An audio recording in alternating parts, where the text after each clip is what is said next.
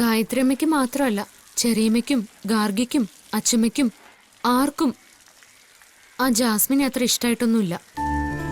എല്ലാവരെയും തൃപ്തിപ്പെടുത്തിക്കൊണ്ട് ആർക്കും ഒന്നും ചെയ്യാൻ കഴിയില്ല. എല്ലാവർക്കും വിശാൽ സാറിനെ വലിയ ഇഷ്ടമാണല്ലോ. എന്നിട്ട് അവർക്ക് ആർക്കും ഇഷ്ടമില്ലാത്തൊരു പെൺകുട്ടിയെ വിവാഹം കഴിക്കാന്ന് പറഞ്ഞ അവർക്കൊക്കെ നിന്നെ ഇഷ്ടമാ. അതുകൊണ്ട് നിന്നെ ഞാൻ വീണ്ടും കെട്ടണമെന്നാണോ നീ പറഞ്ഞു വരുന്നത്? വിശാൽ സാറിന്റെ കൂടെ ജീവിക്കാനുള്ള ഭാഗ്യമൊന്നും എനിക്കില്ല. അതറിയാലോ. അതുകൊണ്ട് മിണ്ടാതെ നീ നിന്റെ പണിയെടുക്ക. അച്ഛമ്മയും ചെറിയമ്മയൊക്കെ എന്തെങ്കിലും പറഞ്ഞ് സമാധാനിപ്പിക്കാം. പക്ഷേ മരിച്ച തലയ്ക്ക് മുകളിൽ നിൽക്കുന്ന ഗായത്രി അമ്മയെ വിശാൽ സാർ എങ്ങനെ പറഞ്ഞ് സമാധാനിപ്പിക്കുക? ഇതിനുള്ള മറുപടി ഞാൻ നിന്നോട് പറഞ്ഞത്. അമ്മയ്ക്ക് ജാസ്മിനെ ഇഷ്ടമല്ലെന്ന് നീ തെളിയിച്ചാൽ ഈ വിവാഹത്തിൽ നിന്ന് ഞാൻ പിന്മാറാം. വിവാഹത്തിന് പിന്മാറുകയല്ല വേണ്ടത്, മറ്റൊരു പെൺകുട്ടിയെ കണ്ടെത്തി വിവാഹം കഴിക്കുക വേണ്ടത്. സമ്മതം. അമ്മയ്ക്ക് ജാസ്മിനെ ബോധിച്ചിട്ടില്ലാന്ന് നീ ആദ്യം തെളിയിക്ക. ഗായത്രി അമ്മയെ വിശാൽ സാറിന് ഞാൻ കാണിച്ചു തരാം. എന്നാലെങ്കിലും വിശാൽ സാർ വിശ്വസിക്കുമല്ലോ. എന്റെ കുട്ടിക്കാലത്ത് മരിച്ചുപോയ എന്റെ അമ്മയെ നീ എനിക്ക് കാണിച്ചു തരുമെന്നോ? ഇത് വിശ്വസിക്കാൻ ഞാൻ വെറും മണ്ടനാണെന്നാണോ നീ കരുതിയിരിക്കുന്നത്? നേരിട്ട് കണ്ടിട്ട് വിശ്വസിച്ചാ മതി. നീ എങ്ങനെ കാണിച്ചു തരുമെന്ന്? അതിന് ഒരു പൂജ ചെയ്യണം, മന്ത്രം ചൊല്ലണം. എന്നിട്ട് പരേതാത്മാവിനോട് വരാൻ പറയണം. വരും. മരിച്ചുപോയ എന്റെ അമ്മയെ നീ പൂജ ചെയ്ത് വരുത്തിയ എന്റെ അമ്മയെ ഞാൻ എന്റെ ഈ കണ്ണുകൾ കൊണ്ട് കണ്ടാൽ നീ പറയുന്നത് ഞാൻ വിശ്വസിക്കുകയും ചെയ്യാം, ജാസ്മിനെ വിവാഹം ചെയ്യാന്നുള്ള തീരുമാനത്തിൽ നിന്ന് പിന്മാറുകയും ചെയ്യാം. വാക്കു മാറരുത്. വിശാലിനെ ഒരു വാക്കേ ഉള്ളൂ. എന്ന് വൈകിപ്പിക്കുന്നില്ല. പൂജയ്ക്കുള്ള ഒരുക്കങ്ങൾ ഞാൻ ഇപ്പൊ തന്നെ തുടങ്ങാൻ പോവാ.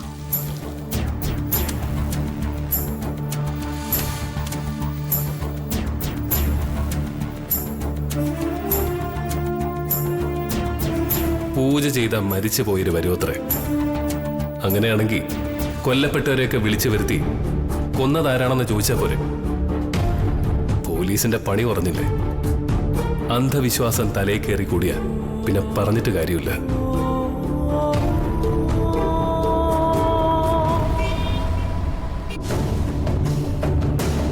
ഇങ്ങനെ കുനിഞ്ഞിരുന്നിട്ട് നടു വേദനിക്കുന്നു. ഇനിയും കുറെ ദൂരം ഇരിക്കണ്ടേ? അവിടെ എത്തുമ്പോഴേക്കും നടു പൊട്ടിപ്പോകും.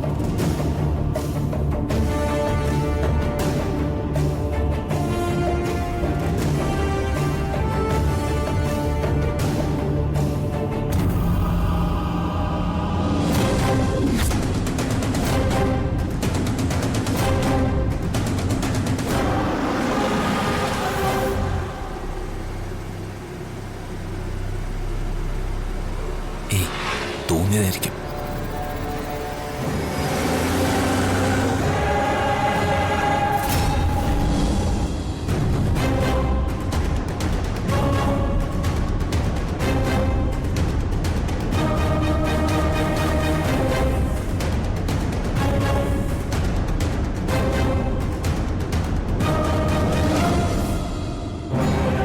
നീ എങ്ങനെ ഇതിനകത്ത്? ഇനി എനിക്ക് ഒളിച്ചിരിക്കാൻ വയ്യ. നടു വേദനിക്കുന്നു. നീ എപ്പോഴാ ഇതിനകത്ത് കയറിയത്? വഴക്ക് പറയരുത്. എനിക്ക് എന്റെ ചേച്ചിയെ കാണണം. കുറെ ദിവസമായി കണ്ടിട്ട്. ചേച്ചിയെ കാണണമെന്ന് ഞാൻ അമ്മയോടും മുത്തശ്ശനോടും പറഞ്ഞതാ. പിന്നെ ആവട്ടെ എന്ന് പറഞ്ഞ് നീട്ടിക്കൊണ്ട് പോവാന്നേ. അതുകൊണ്ടാ ഇങ്ങനൊരു സൂത്രം ഞാൻ പ്രയോഗിച്ചത്. ഇവളീ പറയുന്നത് മുഴുവനും കളവാ. പാർവതിയുടെ ശമ്പളമാണെന്ന് ഞാൻ അറിയാതെ പറഞ്ഞുപോയി. മാറ്റി പറഞ്ഞിട്ടും ഇവള് വിശ്വസിച്ചിട്ടില്ല. അതിന്റെ സത്യാവസ്ഥ അറിയാനുള്ള വരവാ ഇത്. പാർവതി അവിടെ വെറും ജോലിക്കാരിയാണെന്ന് അറിഞ്ഞ അത് പ്രശ്നമാ. എന്താ ആലോചിക്കുന്നേ? അത് നീ വന്നത് അമ്മയും മുത്തച്ഛനും അറിഞ്ഞിട്ടില്ലല്ലോ. അവര് പേടിക്കില്ലേ? നീ തിരിച്ചു പോയിക്കോ, ഞാൻ കൊണ്ടുവിടാം. തിരിച്ചു കൊണ്ടാക്കണ്ട. പേർഷ്യക്കാരൻ കൈമൾ മുതലാളിയുടെ വീട്ടിലെ ഫോൺ നമ്പർ എന്റെ കയ്യിലുണ്ട്. അതിലെ വിളിച്ച് പറഞ്ഞാ മതി. കൈമൾ മുതലാളി മുത്തശ്ശനോട് പറഞ്ഞോളും. എല്ലാം പ്ലാൻ ചെയ്തിട്ടാ ഇവള് വണ്ടിയിൽ കയറിയിരിക്കുന്ന. എന്താ ഇപ്പൊ ചെയ്യാ? എനിക്ക് ചേച്ചിയെ കാണാൻ തിടുക്കമായി. നമുക്ക് പോവാന്നേ.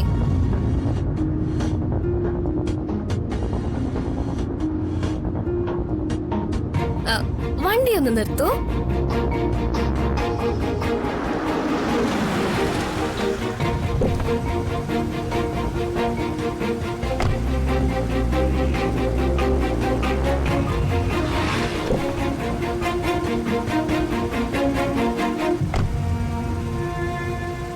ഇനി വിട്ടോ. സീറ്റ് ബെൽറ്റ് ഇട്ടെ. സീറ്റ് ബെൽറ്റോ? അതെന്തുവാ? സൈഡിൽ ഒരു ബെൽറ്റ് ഉണ്ട്. ആ, ഇത് എവിടെയാ?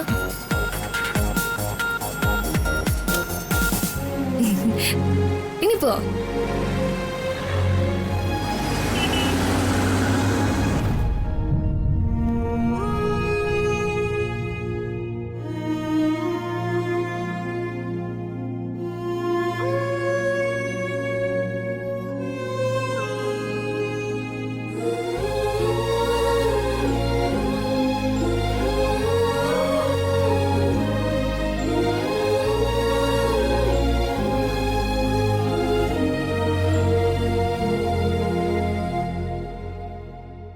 അമ്മ പറഞ്ഞ മാത്രമല്ലേ നിങ്ങൾ വിശ്വസിക്കൂ?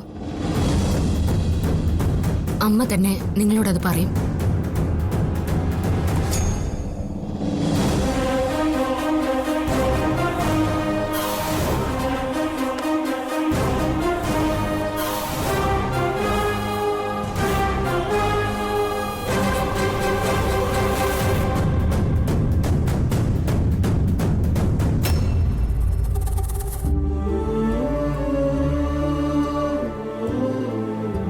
ഇതൊക്കെ എന്തിനാ പാർവതി?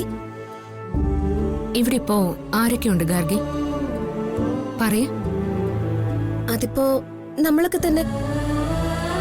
അല്ല, നിങ്ങൾക്കാർക്കും കാണാൻ കഴിയാത്ത ഒരാളും കൂടി നമ്മുടെ കൂട്ടത്തിലുണ്ട്. ഞങ്ങൾക്കാർക്കും കാണാൻ കഴിയാത്ത ഒരാളോ? അതാരാ? അതാരാണെന്ന് ഞാൻ പറയുന്നില്ല. പറഞ്ഞ വിശാൽ സാറിനെ പോലെ ചെറിയമ്മയും ചിലപ്പോ അത് വിശ്വസിച്ചൊന്നും വരില്ല. പക്ഷേ കണ്ടാ വിശ്വസിക്കുമല്ലോ. മോനെ വിശാലേ, പാർവതി ഇതെന്താ ചെയ്യുന്നത്?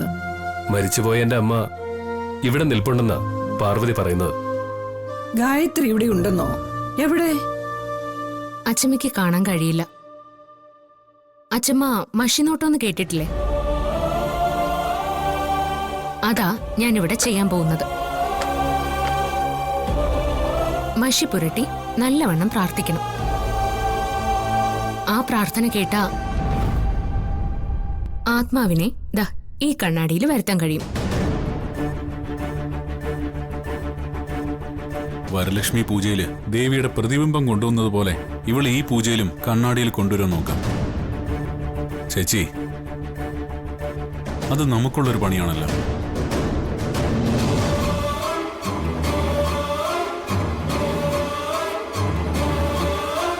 എന്താ സംശയം? കണ്ണാടിയിൽ ഗായത്രിയുടെ ആത്മാവിനെ വിളിച്ചു വരുത്തി വിശാലിന്റെ വിവാഹം നടത്തരുതെന്ന് പറയിപ്പിക്കാനുള്ള പരിപാടിയാ അവളുടേത്. ഇനി നമ്മൾ എന്ത് ചെയ്യും ചേച്ചി?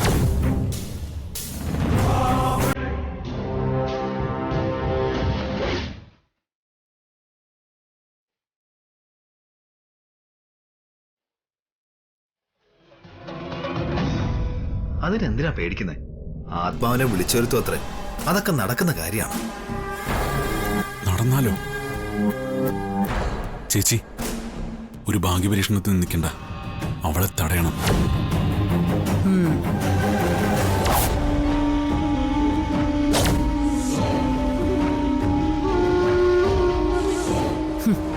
ഇവള് പറയുന്നതെല്ലാം ഞാൻ കേട്ടു. മഷിനോട്ടമാണത്രേ.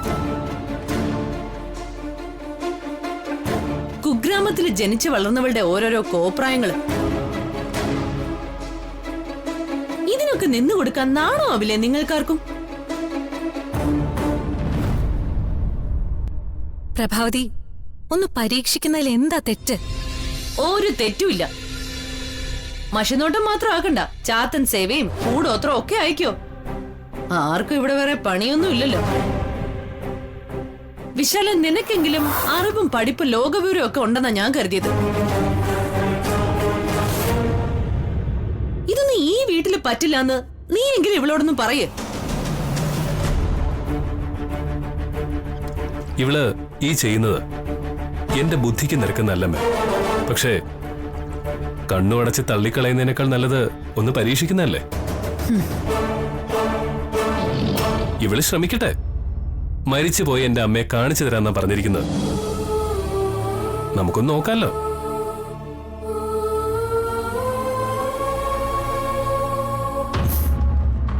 വിശാലിനെ കൊണ്ട് അവളെ പിന്തിരിപ്പിക്കാനായിരുന്നു ചേച്ചിയുടെ ഐഡിയ. പക്ഷേ അത് ചീറ്റിപ്പോയി. കണ്ണാടിയിൽ ഗായത്രിച്ചയുടെ ആത്മാവ് വന്നാൽ ഇത്രയും കാലം നമ്മൾ പണിപ്പെട്ടതെല്ലാം വെറുതെയാവും. അതിൽ ആത്മാവ് വരുമെന്ന് അങ്കിളിന് തോന്നുന്നുണ്ടോ? ഇവിടെ ഉറപ്പുള്ളതുകൊണ്ടല്ലേ അവൾ ഈ പണിക്ക് ഇറങ്ങിയത്. നമ്മളിനി എന്ത് ചെയ്യും അങ്കിളെ? എനിക്കാണെങ്കിൽ ഒരു ഐഡിയയും കിട്ടുന്നില്ല. നീ തന്നെ ആലോചിച്ച് എന്തെങ്കിലും ഒരു വഴി കണ്ടുപിടിക്കേ. വഴിയുണ്ട്. ഗായത്രിയമ്മ ഇതെന്താ കണ്ണാടിയിൽ കൊണ്ടുവരുമെന്നോ? എനിക്ക് മനസ്സിലാവുന്നില്ല. നിനക്കെന്താ വട്ടാണോ? ഇതില് ദൈവം വരില്ല.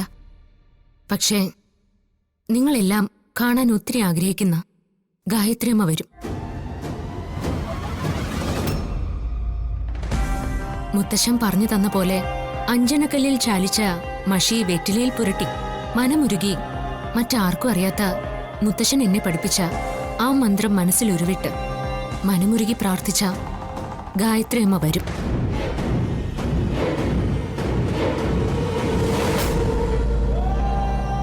എന്റെ പെറ്റമ്മയുടെ നിഴലെങ്കിലും നീ കാണിച്ചു തന്നാൽ ഇതുവരെ പറഞ്ഞതും ചെയ്തതും എല്ലാം ഞാൻ സമ്മതിച്ചുതരാം. നിന്റെ വിശ്വാസത്തിന്, നിന്റെ ശ്രമത്തിന്, നീ പോകുന്ന വഴിക്ക് എല്ലാം ഞാനേ നിന്റെ ഒപ്പം നിൽക്കാം.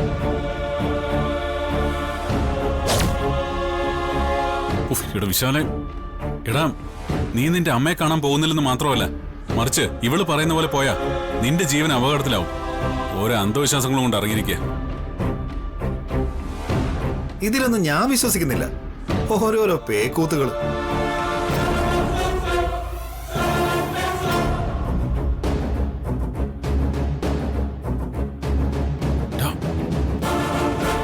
ഈ പൂജയിൽ വിശ്വാസം ഇല്ലാത്തവരൊക്കെ പൊയ്ക്കോ. ഗായത്രിയെ ഒരിക്കൽ കൂടി കാണണമെന്ന് ആഗ്രഹമുള്ളവർ മാത്രം നിന്നാ മതി. അമ്മയെ കാണണമെന്ന് ആഗ്രഹം എല്ലാവർക്കും ഉണ്ട്. ഇവളീ കാട്ടിക്കൂട്ടുന്ന കോപ്രായങ്ങളൊക്കെ കണ്ട് രസിക്കുകയും ചെയ്യാലോ.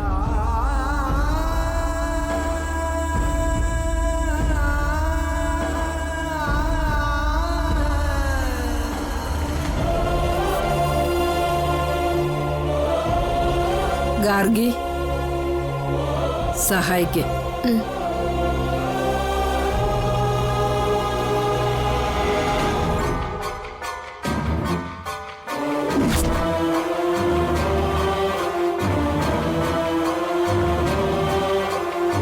ഈ കണ്ണാടിയിൽ വരണേന്ന് ആത്മാവിനോട് അപേക്ഷിക്കാൻ പോവുക ഞാൻ. എന്റെ പ്രാർത്ഥന കഴിയുന്നതിന് മുമ്പ് ആത്മാവ് കണ്ണാടിയിൽ വന്നിരിക്കും. വിശാൽ സാറിന്റെ സംശയങ്ങൾ തീർത്തു തരുകയും ചെയ്യും.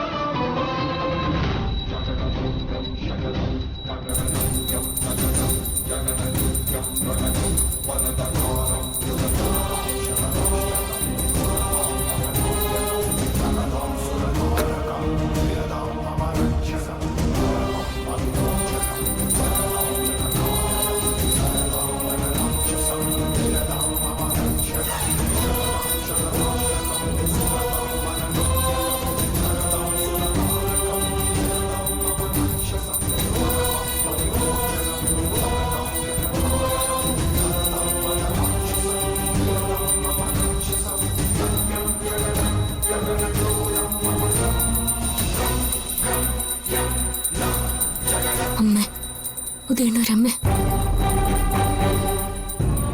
ഞാൻ പറയുന്ന സത്യങ്ങൾ ആർക്കും മനസ്സിലാവുന്നില്ല.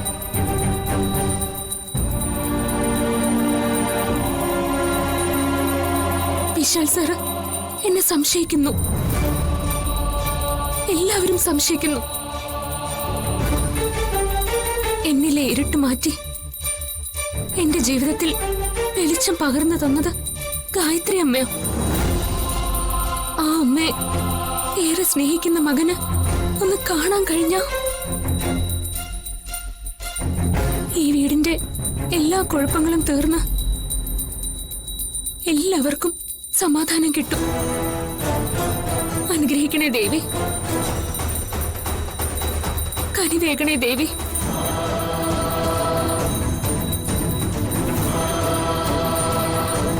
വരും, തീർച്ചയായും വരും. ഗായത്രി അമ്മയെ എല്ലാവർക്കും കാണാൻ കഴിയും.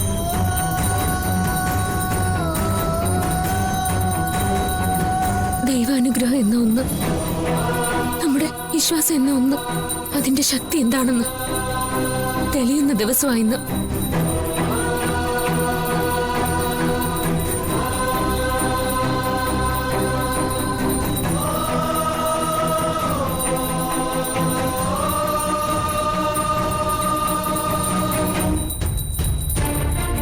കർപ്പൂരം ഒഴിഞ്ഞ് മംഗളാരതി കാണിക്കൂ.